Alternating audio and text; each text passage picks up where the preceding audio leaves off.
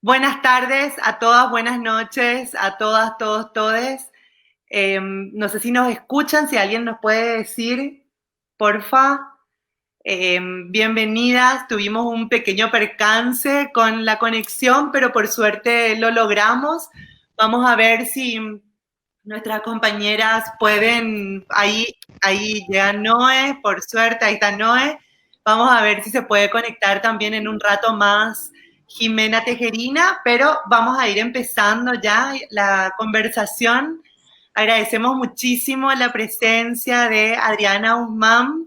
Ella es nuestra compañera, nuestra también un poco maestra, porque hemos participado de varias charlas con Adriana acá en Asunción, y nuestra compañera Noe, que es también de Emancipa Paraguay.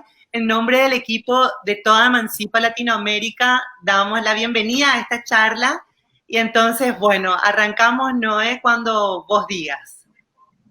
Bueno, ¿qué tal? Hola a todos, todas, todes. Muchísimas gracias, Adriana, por prenderte a esta invitación. Estamos súper contentas por eso y en realidad también hay como un montón de personas que están esperando poder escucharte.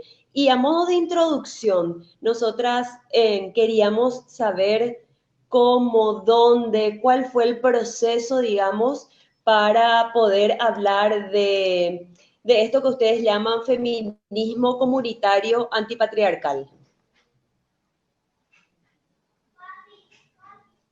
Aski, Jalpuquipana, buenas noches hermanas. Gracias por la convocatoria. Para nosotras muy importante hablar con nuestras hermanas en ese territorio guaraní y poder encontrarnos entre pueblos, sobre todo en estos momentos tan difíciles, ¿no? Como feministas comunitarias hemos empezado a organizarnos desde el 2003, desde la masacre del gas, algo muy parecido a lo que ha pasado con el golpe de Estado, la lucha en la calle. Por eso siempre decimos que nuestro feminismo viene de la lucha en la calle contra el patriarcado, no de la universidad. No hemos estudiado feminismo y creemos que hay que hacerlo luchando en la calle, que ahí es el mejor lugar, que el feminismo se construye desde el cuerpo. Es desde el cuerpo que podemos entender todo eso que llaman en la teoría interseccional y esas cosas. Entendemos que somos mujeres indígenas, originarias, aymaras, lesbianas, que hemos sido expulsadas mismo hacia las ciudades, ¿no? Entonces, el hacer un feminismo desde el cuerpo nos ha permitido construir este feminismo comunitario, y la propuesta es eso, ¿no? La comunidad son 16 años casi que venimos caminando en la construcción de este otro feminismo, y entendemos también que hay que hacer una lucha dentro del mismo feminismo, pues, para que se dé espacio a estos otros feminismos que no hablan desde la teoría, que no hablan desde la academia, y que son urgentes y útiles porque realmente queremos cambiar el mundo, no para de aquí a 100 años. Queremos vivir bien ahorita, queremos vivir bien ya.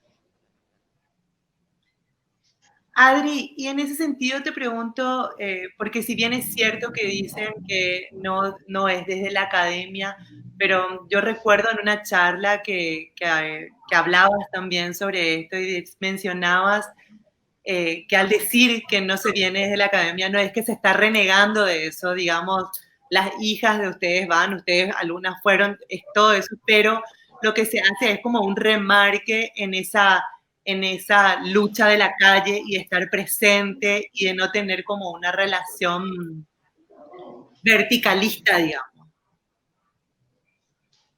Sí, lo que pasa es que hay una herencia académica del feminismo que viene de Europa, pues, porque finalmente en Europa yo no sé si ha habido un movimiento feminista. Lo que ha habido es teóricas, muchas feministas que han escrito, que han reflexionado, filósofas, ¿no? El problema es que nosotras no podemos solamente estar filosofando, porque a diferencia de Europa, están devastando nuestros territorios, están destruyendo los territorios en Abya Yala, y tienen tiempo para filosofar porque explotan nuestros territorios. Entonces no Claro. podemos construir un feminismo igual, ¿no?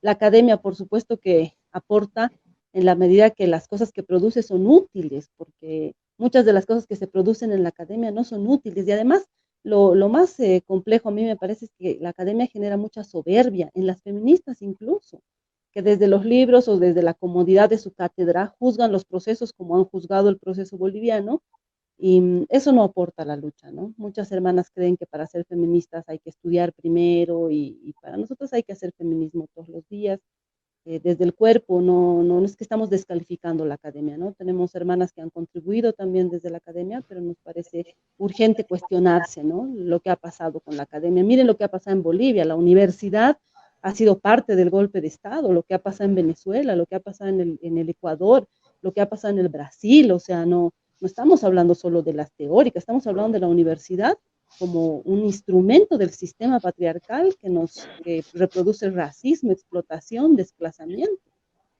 Ahí Ahí llegó. está la Jimena. Bienvenida. Qué gusto, así estamos las cuatro. Sí, como habíamos planeado. A ver, bueno, bienvenida Jimena, muchísimas gracias por aceptar esta invitación. Yo soy Clemen y Noé, somos parte de un equipo que es Revista Emancipa, que es un equipo latinoamericano que en este momento estamos activando en Argentina, Chile, Colombia y Paraguay. Así, entonces, bueno, es como una presentación pequeña y bienvenida. Gracias, compañeras. Un saludo a todas. Adri, ha sido difícil, pero bueno, ya estoy. No, sigamos. Bien. Estamos dándole palo a la universidad un rato. Está bien. Respecto a lo que decías, Adri, sí, en realidad aquí en Paraguay también nosotras empezamos a cuestionarnos dentro del movimiento feminista esto que tiene que ver con la academia, porque en realidad justamente este proyecto de Emancipa es un proyecto comunitario que trasciende en realidad fronteras, es decir, las compañeras que están trabajando dentro de este proyecto no solamente son de Paraguay, sino que también de Colombia, las chicas de Chile, también bueno, de Paraguay, Colombia, Chile. Entonces, la propuesta es justamente que no siempre se hable desde la academia, sino que se puedan contar con diferentes voces dentro de lo que es la revista y la comunicación feminista. Así que, bueno, nos encanta que puedan las dos estar esta noche con nosotras. Yo tengo entendido que vos le habías enviado también como algo para compartir a Clemen, que tiene que ver con esto de la discriminación y, bueno, de ver otras formas también de ejercer el feminismo desde nuestros diferentes territorios.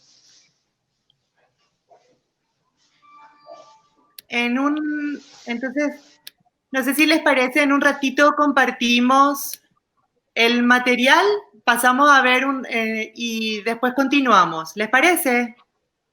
Sí, es un video hecho por la Jime, así que ahí está. Genial. Entonces, le damos la bienvenida a Jime con su material.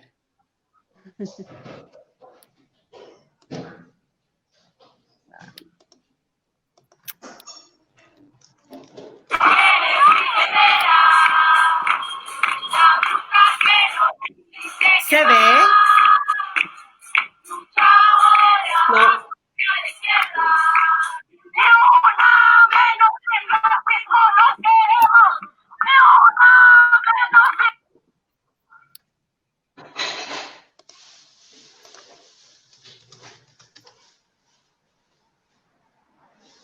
No se ve. A ver. Ahí, ahora. Ahí sí. Ahí.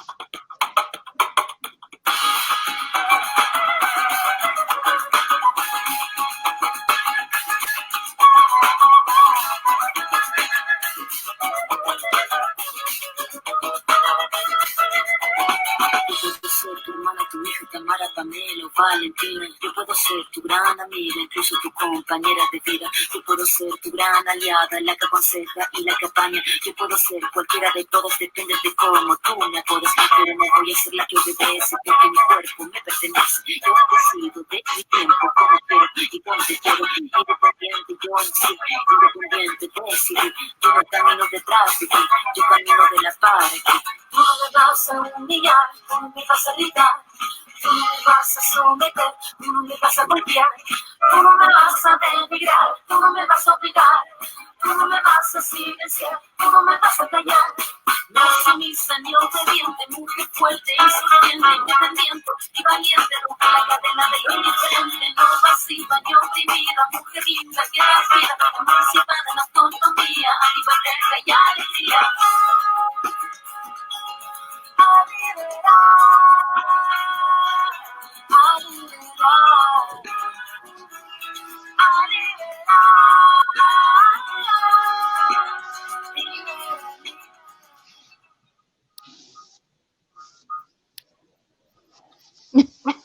Bueno, qué potente, ¿verdad? Y qué hermoso material.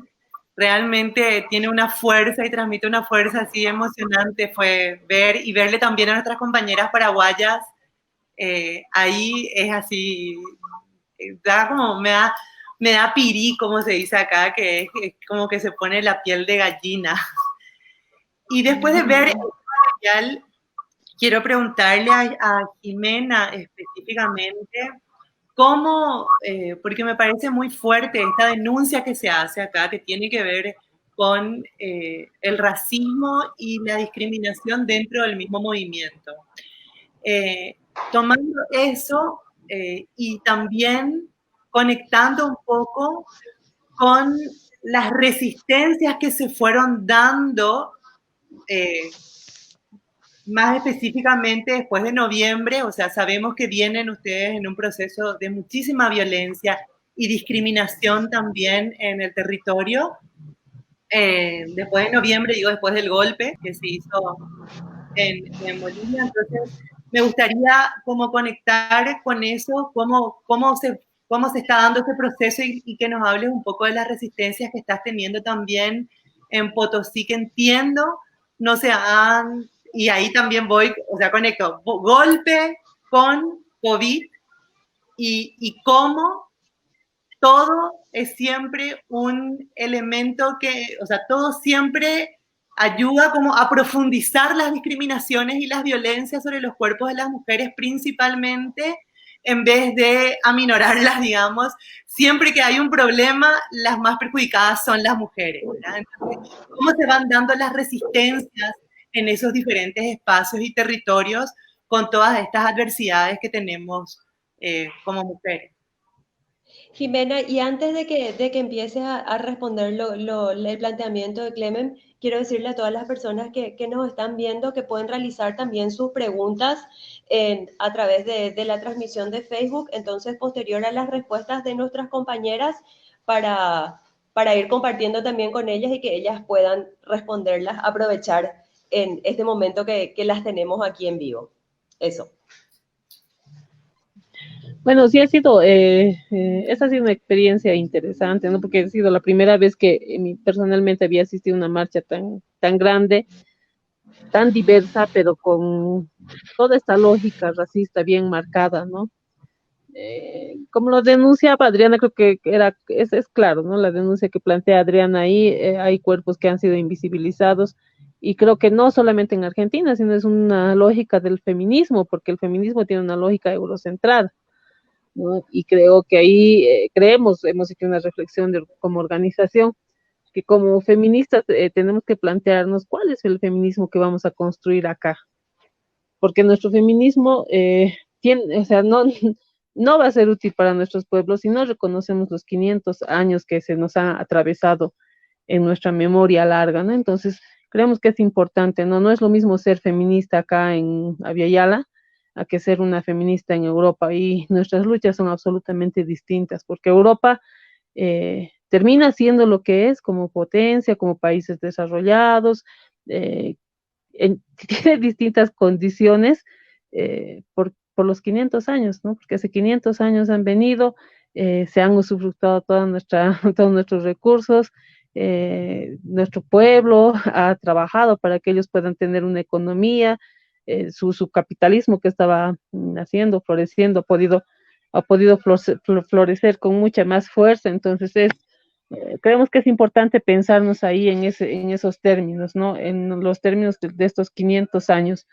Y eso es fundamental, es una reflexión que siempre la planteamos, y es evidente todo esto que vamos manifestando. El año pasado, por ejemplo, cuando se da el golpe de Estado, hubieron varias feministas, incluso en Bolivia, que incluso ahora, que no aceptan que fue golpe, ¿no? Entonces creemos ahí que es terrible, porque ¿a quién le estás haciendo el juego? Estás invisibilizando cuerpos, vidas, ¿no? Y estás materializando una lógica de discriminación tan, tan dura, como que está prohibido ya soñar, como que ya está prohibido pensar, soñar un mundo distinto, ¿no? Porque quienes finalmente hemos apostado por un proceso acá en Bolivia, con todas las contradicciones que haya tenido, ha sido pues desde los sueños que hemos tenido, ¿no es cierto? Entonces, creo que es importante eso, ¿no?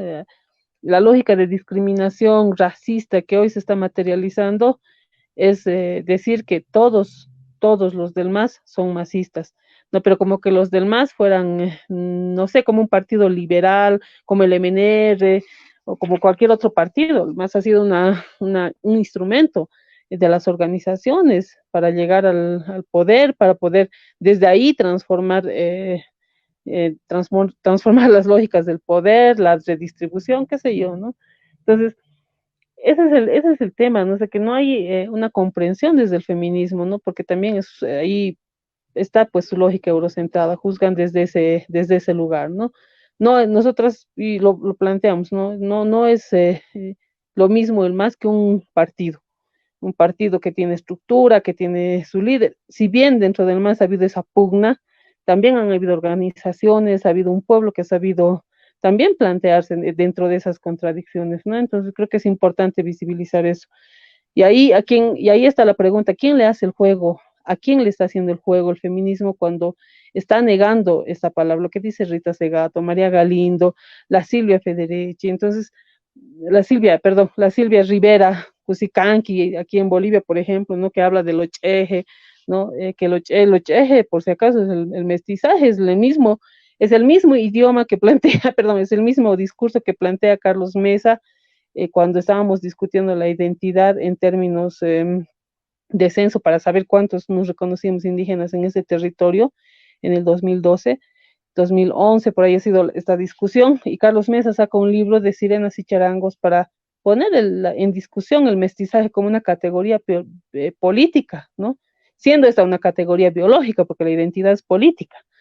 Entonces ahí vemos que este discurso de Lucheje va a reforzar estas lógicas que plantea Carlos Mesa, ¿no? Entonces creemos ahí que es importante, ¿no? O sea, plantear el mestizaje, Lucheje, es un racismo solapado, y creemos que hay que evidenciar eso y plantearlo, ¿no? O sea, sobre quién va a ir recayendo todas estas cosas, es sobre nuestros pueblos. Vamos a seguir con estas lógicas de dominio. O sea, nosotros necesitábamos, cuando reventó el tema del golpe, que el mundo se indigne con nosotras, que el mundo una y otra vez pueda ratificar su compromiso en contra de las dictaduras, en contra de los golpes de estados, en contra de los golpes a estos procesos democráticos, que finalmente es lo único que tenemos, una democracia burguesa, sí, pero es lo que tenemos.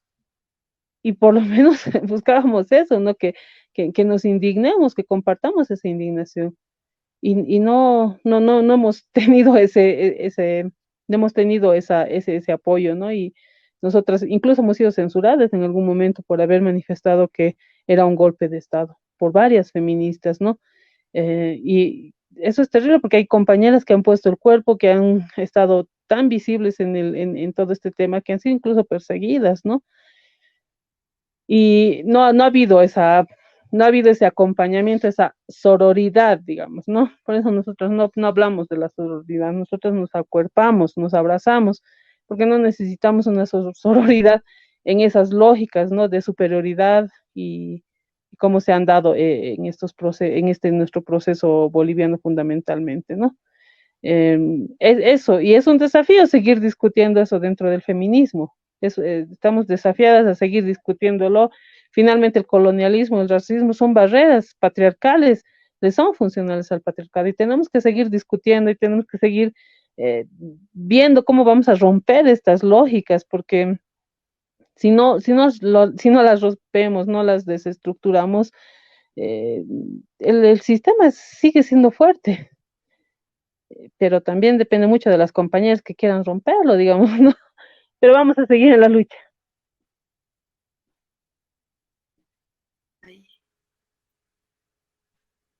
No, no sé si tenés que desactivar tu micrófono. Ahí. Sí, ahí ya está. Bueno, conversamos con Clemen antes de este vivo y veíamos también en noticias que llegaron por lo menos aquí a Paraguay a través de noticias compartidas que continúan, digamos, como las vulneraciones sobre los cuerpos de las mujeres indígenas, incluso ya desde hace tiempo y ahora se volvió a ver. Entonces queríamos saber un poco en qué noticias tenían ustedes de esto y si esto tiene que ver también, digamos, con que ustedes, claro, continúan rebelándose contra todo esto que mencionaban.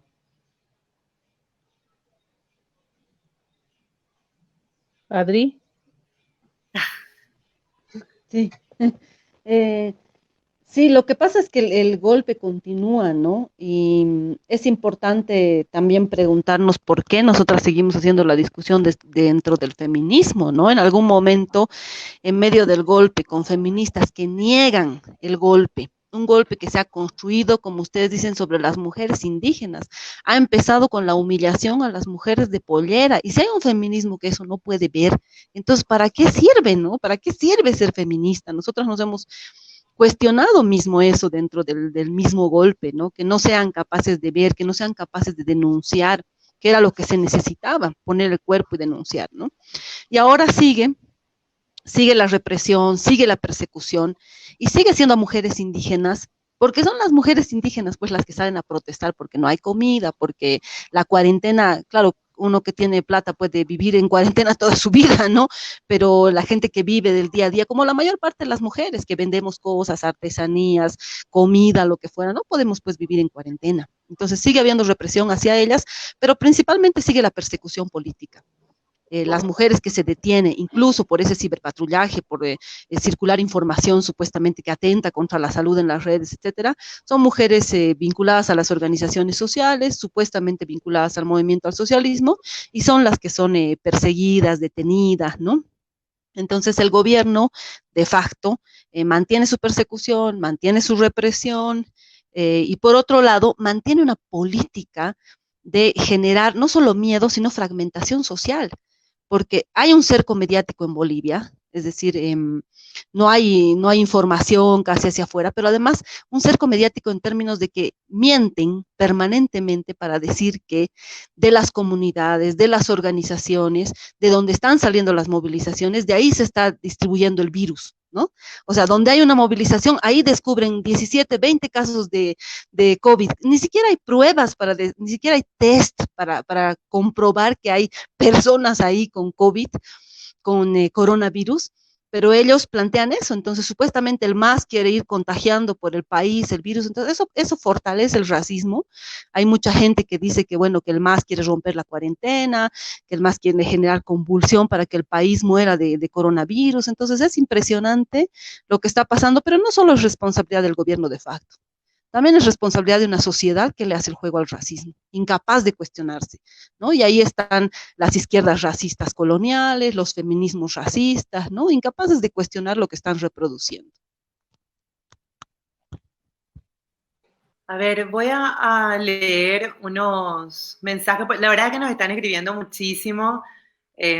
Daniela Poblete, que es de Emancipa Argentina, les agradece muchísimo la presencia y que es un gusto estar escuchándolas, que siempre es aprendizaje. Melissa Yaleva, vamos compañeras, feminismo interseccional. Bueno, hay un montón de comentarios y también Aure Flores que dice, también habemos académicas en estas latitudes, yo soy feminista académica mexicana. Está, bueno, abrazos de Río de Janeiro y, bueno, saludos a las compañeras de la Articulación de Mujeres Indígenas del Paraguay, Tina Alvarenga. Hay un montón, la verdad que hay un montón de saludos y de comentarios. Otra vez les volvemos a decir a todas que pueden escribir preguntas, entonces nosotras vamos a ir como teniendo en cuenta para poder compartir con Jimena y con Adriana. Y ahí también les quiero consultar. A ver, no es decir. No, si vos tenés una consulta, pero llegó nomás justo ahora una consulta acá. ¿Querés que les lea? Bueno, sí, Melissa Yaleva dice, compañeras, me gustaría pedirles profundizar el debate de por qué el chixi o mestizaje es racismo también. Pensé que era un concepto que permite reconocer y dialogar y vivir. Como mujer racializada me siento interpelada porque reconoce nuestra historia y la pone en diálogo con un presente que me encuentra viviendo en territorio. Por supuesto, reconozco lo que pasa en Bolivia, es golpe de Estado. Y perdí. Bueno, reconozco, vos pusiste eso ahí. Reconozco lo que pasa en Bolivia, es golpe de Estado, nunca dudé y siempre en contra de cualquier caracterización que la ponga en duda. Muchas gracias, compañeras. La Jime ahí que ha planteado el cheque. Bueno, sí, o sea, un poco de dónde sale el debate, la discusión, o sea, también es en términos de memoria, ¿no? Cuando el 2003 se da la insurrección por el gas y la masacre del gas, han habido unas discusiones muy, muy, muy fuertes, ¿no? Sobre esto de la clase media, el mestizaje, la descolonización, no la decolonialidad, sino la descolonización como nuestro pueblo nos lo ha planteado. Y creemos que en esas discusiones se ha planteado en términos políticos el tema de identidad, ¿no? El nombrarnos indígenas más allá del mestizaje, ¿no? Porque ahí nos habíamos dado cuenta que el mestizaje nos ha ido arrebatando la memoria, o sea, creernos que no somos indígenas nos ha ido arrebatando la memoria, y ahí creo que es esa demanda del pueblo. Ha sido un proceso muy rico que hemos vivido en Bolivia. Por ejemplo, las hermanas en La Paz salían a las calles en el Prado, y de eso puede dar cuenta, Adriana puede comentarnos también, ¿no?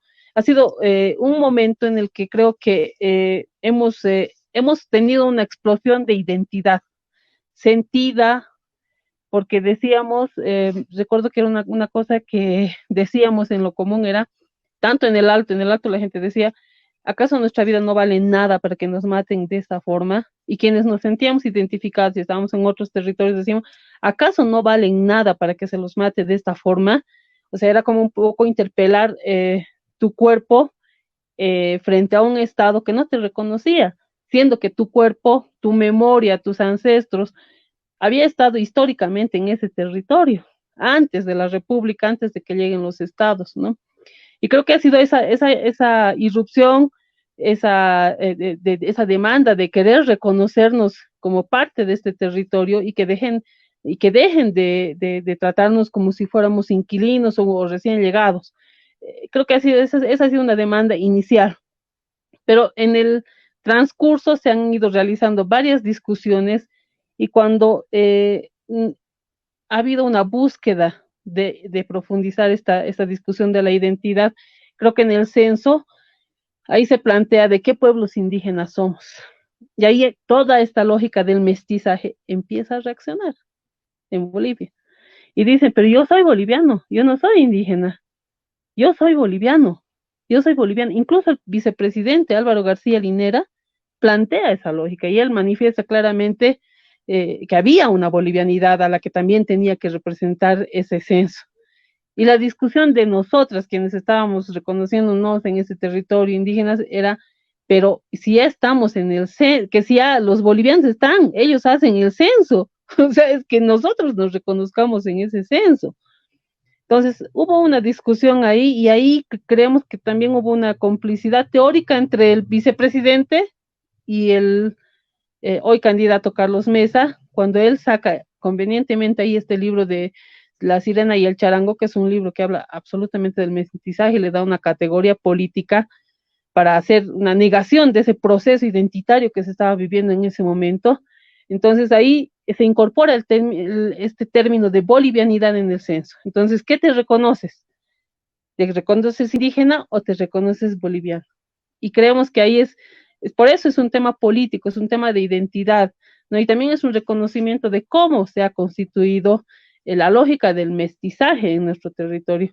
No ha sido una relación consensuada, ha habido derecho de pernada, ha habido violación a nuestras abuelas, ¿no? Y también es ese reconocimiento que nosotras hacemos cuando nos planteamos indígenas. Yo actualmente vivo en la casa que ha sido de mi abuela, o sea, ancestralmente era una comunidad indígena, hoy se ha convertido en ciudad, ¿no? La ciudad nos ha arrebatado el espacio, pero vivo en un espacio que en otra hora era un espacio indígena, un espacio comunitario, un espacio donde se cosechaba, se hacía chuño. Entonces, también es ese reconocimiento en términos personales, uno ahondar en nuestra historia, en nuestra memoria que nos han arrebatado, ¿no? Nombrarnos desde nuestra nacionalidad, nuestros pueblos, mi pueblo es Caracara, yo soy de esta nación aquí en esta territorialidad, no me reconozco potosina, yo soy de la nación Caracara, honrando la memoria de mis abuelas que han vivido en ese territorio. Creemos que eso es político, esa identidad es política. ¿Por qué? Porque nos estamos reconociendo parte de este territorio antes de que llegue todo este Estado, toda esta construcción ya de la colonia y todo, ¿no? Por eso y es esa discusión entre el bolivianismo, el mestizaje, lo cheje frente a lo indígena, ¿no? Nos dicen, ustedes ya no existen, porque ustedes son mestizos. No, nosotros existimos porque han existido nuestras abuelas, porque ese proceso de mestizaje no ha sido un proceso consensuado, ha sido un proceso violento, un proceso que nosotros rechazamos y no lo aceptamos, ¿no? Y creo y parte de ahí, ¿no? No sé si la Adriana quiere decir algo.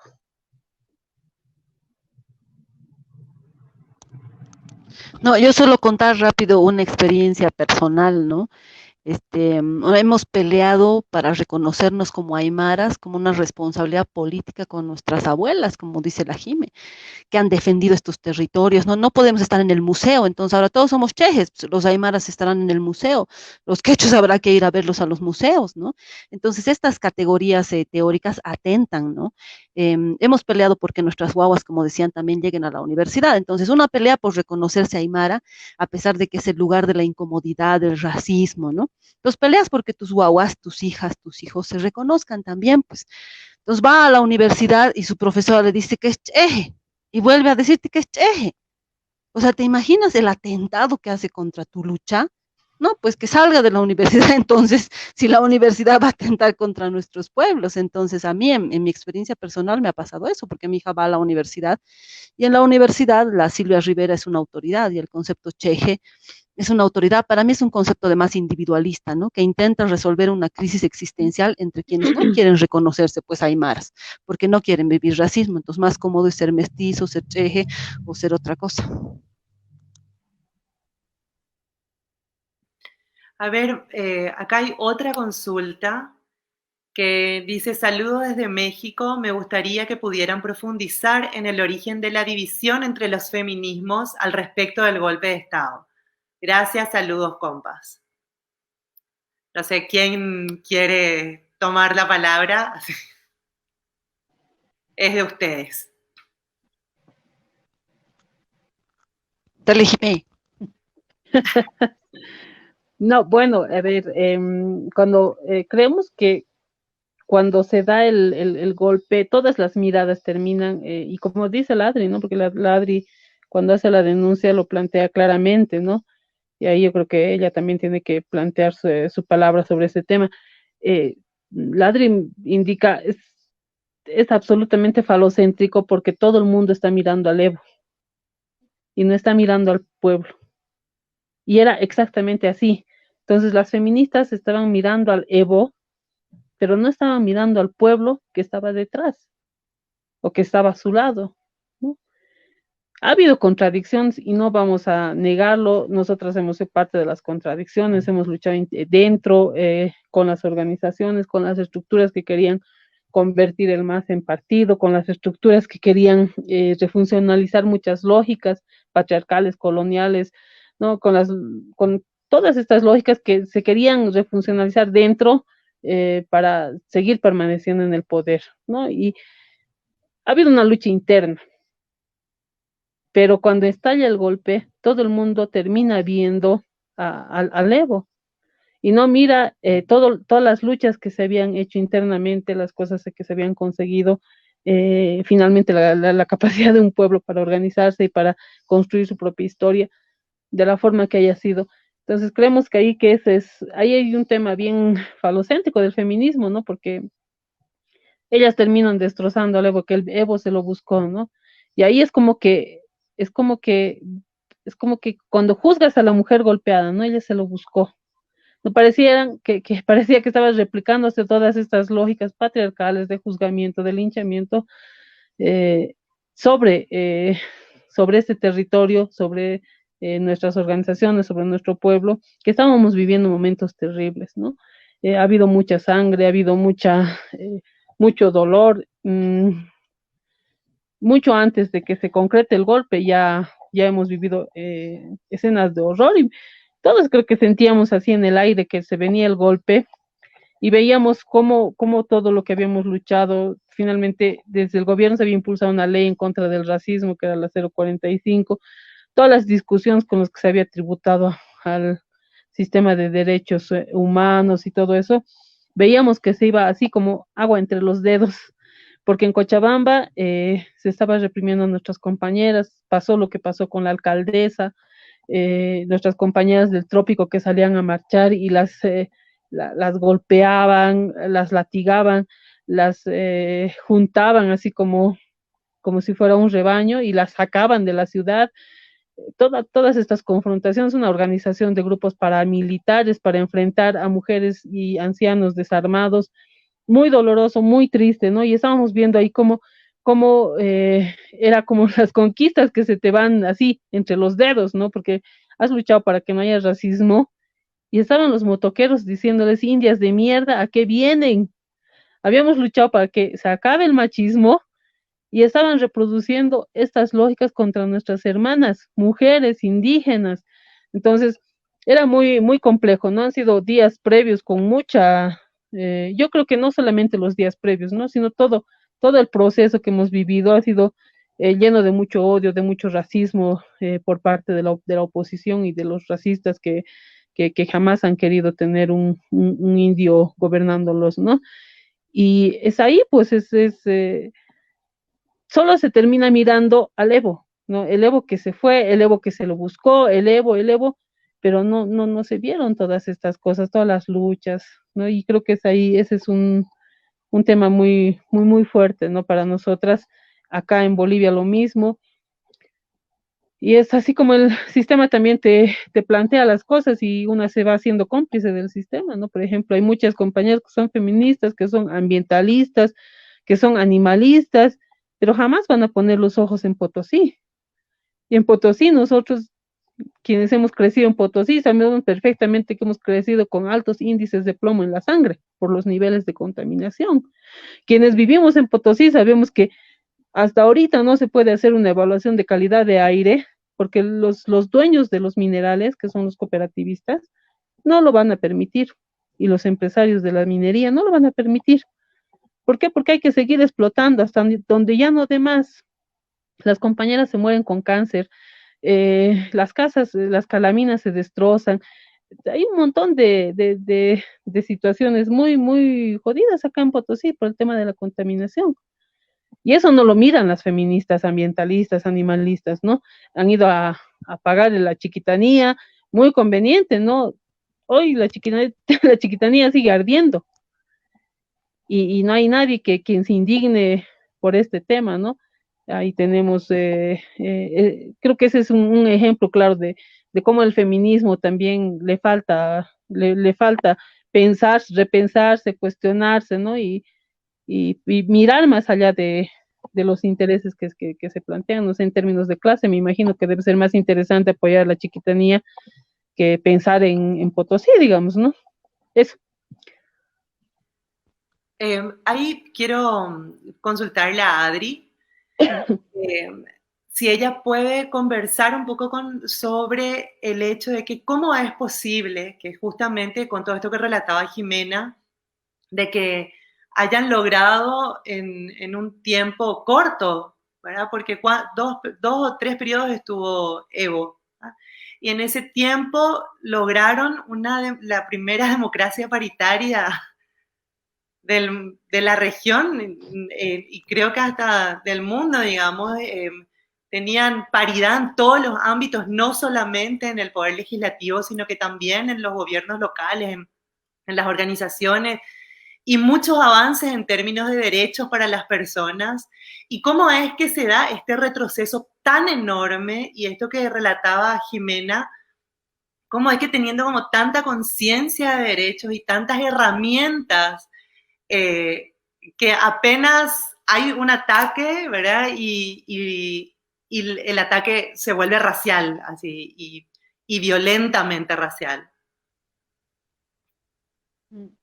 Yo creo que juntando esto que dices, Clemen, con lo que decía la compañera, que divisiones se han dado en el feminismo, etcétera, es que el feminismo no ha estado pues nunca en el proceso de cambio. Nunca han estado de acuerdo con las cosas que se han hecho.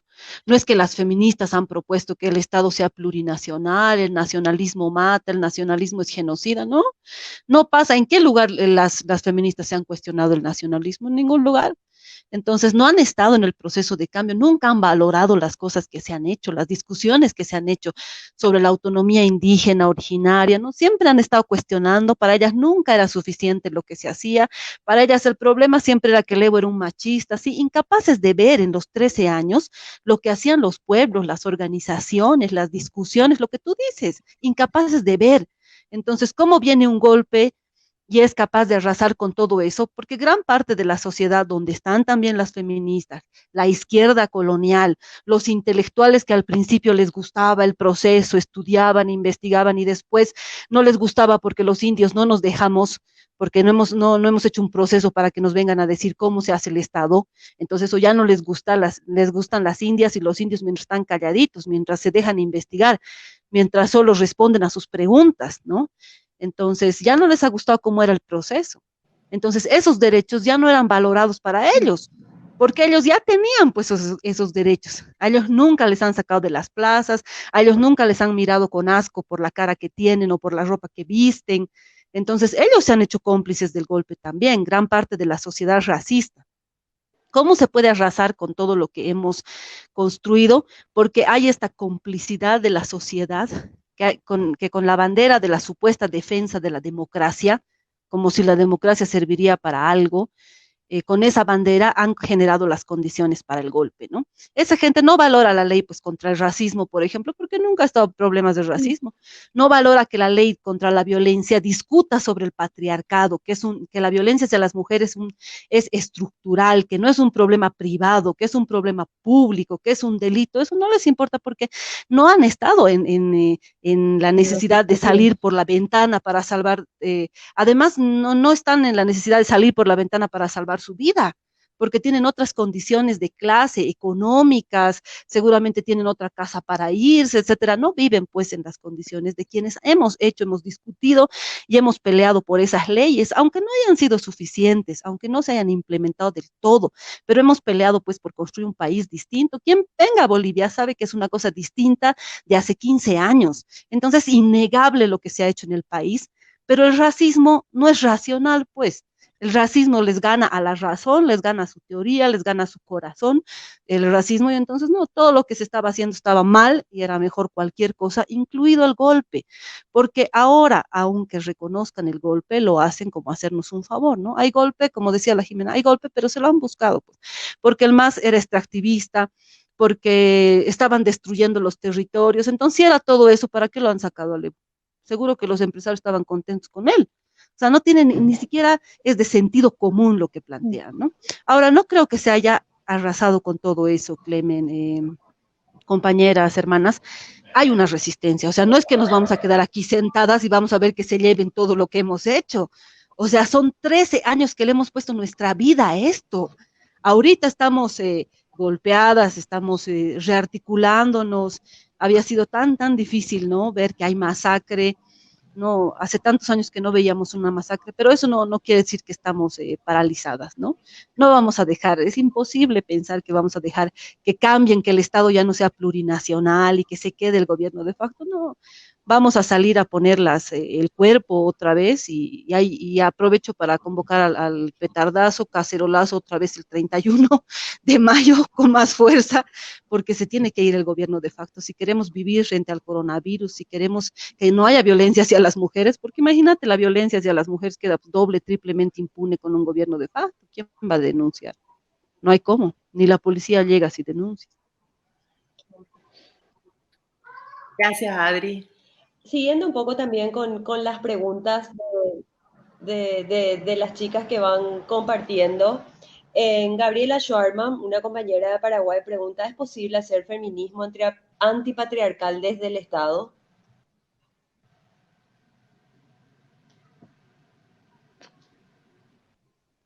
No sé. No, pues.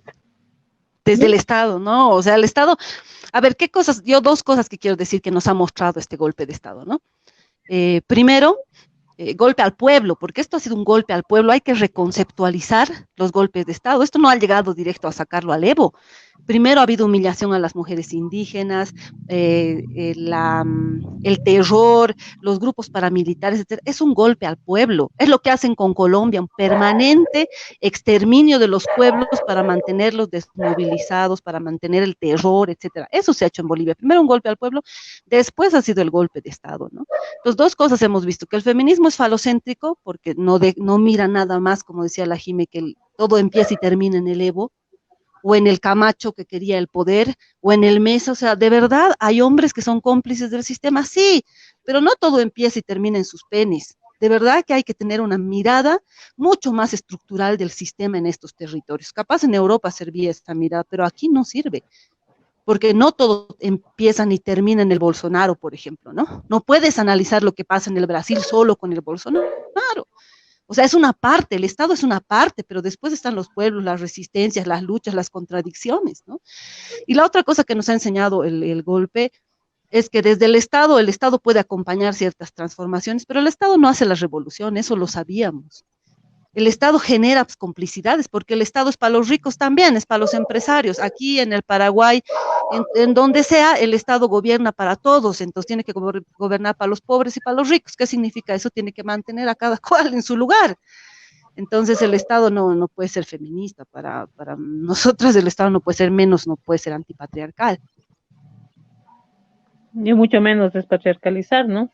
Difícil. O sea, esa es su contradicción, ¿no? O sea, terminaría destruyéndose a sí mismo, entonces no lo va a hacer, pues.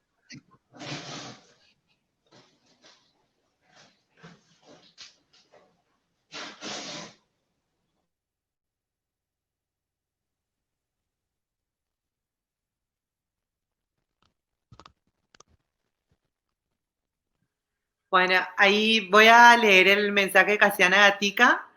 Impresionantes estas emancipas plurinacionales. Les esperamos en San Luis para el 35 Encuentro Pluri. Gracias, Casiana. Casiana es una colaboradora también de Revista Emancipa desde Argentina, porque para los que se fueron y las que se fueron sumando, les comento que Revista Emancipa es un proyecto que abarca varios territorios de nuestra Avia Yala. No sé si vos tenés alguna pregunta. Tu micrófono. Tu micrófono. No, es tu micrófono. Ahí.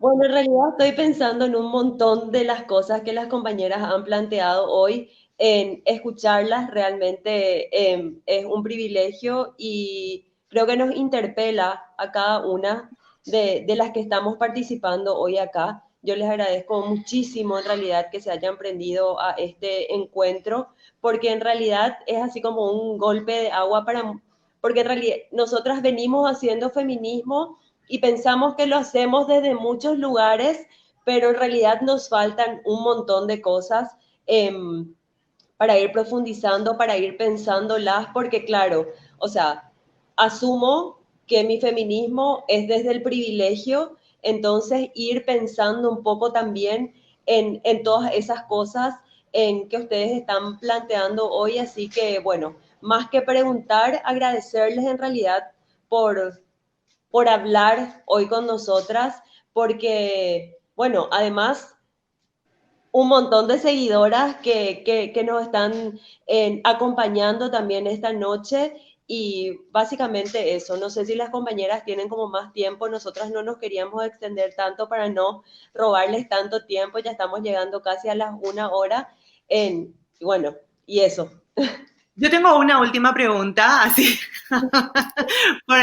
en el caso de que puedan, como nuestra conversación específicamente hablaba de las resistencias feministas ante este sistema patriarcal, capitalista y colonialista, creo que tocamos un montón de cosas, pero sí me gustaría saber y preguntarle a ambas ¿cómo seguimos? Un poco Adriana ya nos comentaba que no se van a quedar quietas, que no van a rendirse, ni tampoco es que están nomás esperando que algo suceda, digamos. Pero eso, ¿cuál es el desafío? ¿Y cuál es el desafío también para todas nosotras, desde los diferentes territorios que habitamos? Y porque finalmente lo que nos salva son estas redes también. Y el otro día, cuando conversaba con Adriana, invitándola para esta conversación, Adriana me dijo, nos quieren separadas, pero, pero acá estamos juntas, ¿verdad? Más allá de las distancias que puedan existir con las distancias que tenemos porque habitamos diferentes territorios, pero estamos conectadas y estamos como pensando juntas en estas resistencias. Entonces, bueno, eso, me gustaría como que nos hablen un poco sobre estas resistencias y eso.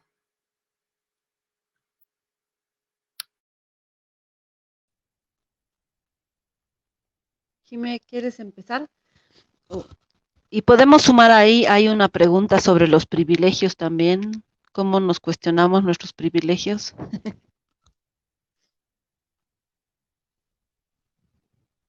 ¿Quieres empezar vos, Jimé? O yo. Ya. A ver, yo creo que hay que cuestionarse en varias cosas para hacer la lucha, ¿no? No es que una se para a cuestionar, a reflexionar y después lucha, ¿no? En medio de la lucha hay que cuestionarse cosas. Y hay que cuestionarse un feminismo racista, un feminismo de clase. O sea, ¿por qué a mí me ha parecido también bien importante poder encontrarnos con ustedes? Porque no es cierto que Paraguay esté dentro del esquema feminista. También hay una lógica ahí de exclusión del Paraguay, ¿no? Será o sea, es un tema territorial, está lejos, no lo sé, pero yo creo que sí tiene que ver con una lógica racista también, con la gran cantidad de hermanas de distintos pueblos indígenas que hay originarios que hay en el Paraguay, ¿no? Entonces, que están el CONAMUR y las hermanas COMS, ¿no? Comparten el territorio que se llama ahora Argentina, y han estado pues en la discusión de que el encuentro deje de ser encuentro nacional y se llame plurinacional, por ejemplo, ¿no? Entonces, si no nos cuestionamos eso, es muy difícil articularnos para luchar. O sea, el patriarcado está más allá de las fronteras y por eso es tan importante poder articularnos para la lucha, ¿no? Para nosotras en esta resistencia al golpe ha sido muy importante el acuerpamiento de las hermanas feministas fuera de este territorio, que ha sido el acuerpamiento más importante, la Comisión Feminista Plurinacional que ha venido a recabar las denuncias de violencia sexual que ha habido en el golpe, que no quieren ver, pues, o ustedes saben de algunas feministas que estén denunciando, no, ni siquiera las ONGs, digamos, en lo formal, haciendo la denuncia internacional, no hay, porque son cuerpos que valen menos, y porque si no cuestionamos eso, si no construimos un feminismo que nos permita encontrarnos, es muy, muy difícil, yo creo, enfrentar al sistema, ¿no? Porque se reproduce mismo dentro de las organizaciones. Entonces, yo creo que por eso es importante articularnos, este proyecto de la revista, lo que articula el Encuentro Plurinacional de Argentina, de mujeres y disidencias, ¿no? Esos espacios hay que ocuparlos para poder pensar en una lucha que sea sin fronteras, ¿no? Y ahí yo quiero decir una cosa más respecto a los privilegios. Yo creo que ahí hay que hacer una discusión sobre los privilegios, ¿no? Porque el hecho de estar hablando aquí no es un privilegio, es más bien un compromiso que una tiene, ¿no? Pero nos han impuesto esta lógica del privilegio para romper también y que todo el mundo se ponga en el lugar de la víctima y de la culpa, ¿no? O sea, la víctima y la victimaria, digamos, todas tienen privilegios y bueno, yo soy una privilegiada, ¿qué puedo hacer?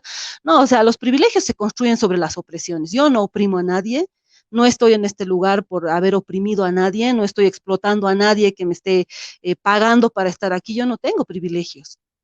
Entonces, y no acepto los privilegios que quiere hacernos aceptar el sistema, digamos, porque entonces todo el mundo tiene privilegios, estamos jodidas, no podemos articularnos desde ningún lugar, entonces no hay que caer, yo creo, en esa trampa que nos imponen respecto a los privilegios. Obviamente habrá pues mujeres que tienen, que son burguesas, que están ahorita explotando, las transnacionales no han parado, no han entrado en cuarentena. Los lugares en Bolivia que tienen mayor índice de COVID son los lugares donde está todo el parque industrial y no han parado ellos ni un día, y todas las personas que siguen siendo explotadas, que siguen trabajando ahí, son las que han contraído el coronavirus, pues. Entonces seguro habrá mujeres privilegiadas, pero ellas nunca estamos en el movimiento feminista, ellas no van a salir a marchar a la calle. Entonces hay que discutir nuestras diferencias dentro del movimiento feminista, pero tampoco entramparnos en las lógicas de los privilegios. Creo, Jimmy, no sé. Sí, no, creo que es importante la rearticulación, ¿no? En ese tiempo en Bolivia creo que hemos estado un poco llorando nuestros muertos, hemos estado también haciendo un tiempo de reflexión para mirar lo que pasó, para encontrarnos, y creo que eso nos ha servido bastante, ¿no? Y eso, ese es el camino, pues no hay que rearticularse, hay que volver a encontrarse, hay que volver a acumular la fuerza y hay que seguirla, pues, ¿no? Y creo que estamos en ese proceso, estamos reaccionando. Es que cuando te asustas, tienes que llamar tu ánimo, tu ajayu, ¿no es cierto? Entonces estamos en eso, estamos convocándonos, convocando también las energías de nuestras ancestras, de compañeros que ya no están, nos sigue doliendo que no estén, y creo que es importante seguir pensando cómo vamos a ir articulándonos hacia adelante, ¿no? Nosotros tenemos ahí bien, bien claro el asunto. En Bolivia queremos elecciones ya. Va a ser difícil en Bolivia pensar que este gobierno transitorio, corrupto, pueda plantear algo en esta emergencia sanitaria cuando está dejando morir a nuestros hermanos y a nuestras hermanas, ¿no? O sea, ellos nos han matado con balas. ¿Y cómo podemos pensar que ellos nos van a salvar la vida con cuarentenas, o que van a poner plata para salvarnos la vida? Eso es absurdo, eso es absurdo. Y por eso, o sea, ahí cobra sentido el hecho de mirar cómo se están gastando la plata, una plata que no es suya, y cómo nos están restregando en la cara el uso de los aviones para sus temas personales y no para salvar la vida de nuestras hermanas y de nuestros hermanos, ¿no? Y ahí creemos que es fundamental entender eso, comprender este gobierno, no le importamos, pues, ¿no? Nos han metido bala y no podemos esperar otra cosa. Por eso es importante rearticularnos, buscar elecciones, sacar a esta presidenta y a toda su cúpula derechista de Palacio, sacarlos y que se vayan, ¿no? Y nosotras buscar nuestro nuevo presidenta, qué sé yo, lo que venga, ¿no? Pero ya con más institucionalidad, con más garantía también, ¿no? Pensar en la construcción. Ese es el objetivo que tenemos. Si seguimos en la lucha, estamos rearticulándonos. El domingo volvemos a decir, ¿no? El petardazo, el cacerolazo, hay que estar presentes, no podemos seguir esperando algo de esta señora. Es absurdo. Tenemos entendido, por ejemplo, hoy sale una noticia indicando de que hay un médico que ha denunciado que hay 500, 1000 pruebas en la India eh, que tendrían que estar siendo compradas por el gobierno y el gobierno ni responde, ¿no? Entonces en Bolivia no tenemos pruebas, no tenemos los hospitales que hizo el anterior gobierno, están siendo primero pintados de otro color para recién ser entregados, entonces no tenemos ni hospitales, se tiran la plata que hay de préstamos que tendrían que ser para equipar estos hospitales, los están destrozando, ¿no? Entonces creemos ahí difícil, no podemos esperar nada de este gobierno y por eso nosotros nos convocamos a seguir en la lucha y estamos articulándonos con otras compañeras y compañeros. Bueno, muchísimas gracias. Pasamos unos minutos de las 1 hora. Les agradecemos muchísimo el tiempo y también les agradecemos muchísimo a todas, todos los que nos escucharon y que participaron. No pudimos leer todos los comentarios porque, bueno, se me perdieron unos cuantos, así. Pero eso, agradecerles muchísimo esta conversación. Decirles que no queremos que sea la última, es la primera, pero no queremos que sea la última. Y invitarlas también a que el espacio está, la revista está para ayudarnos, colaborar, recibir lo que sea. O sea, como ustedes quieran, este espacio está para la lucha, para difundir las ideas, las imágenes, lo que quieran. Y nos preguntaban en uno de los comentarios si es que el video quedaba grabado, y sí, queda grabado el video en la página de Emancipa, entonces para las que quieran compartir y todo, no hay problema. Voy a leer este último comentario y les doy ya a Noé ahí la palabra y después a las compas para despedirnos. Qué importante lo que dice Jimena. En Chile, los mismos que les dispararon a los ojos a más de 400 personas, hoy dicen que están trabajando para salvar la vida de los chilenos. Bueno, en la misma línea de Clemen, que este sea un primer encuentro, que nos siga reuniendo, que podamos fortalecer esta red, en esta comunicación que se inició ahora, y eso, a las órdenes, si es que podemos contar también con imágenes o con algo de lo que vaya a ocurrir el 31, el domingo, nos encantaría también poder acompañarlas desde el Paraguay. Y muchísima fuerza, compañeras. Gracias también por esa fuerza y valentía que tienen. Así que un abrazo gigante. Me encantó verlas, escucharlas. Gracias, hermanas.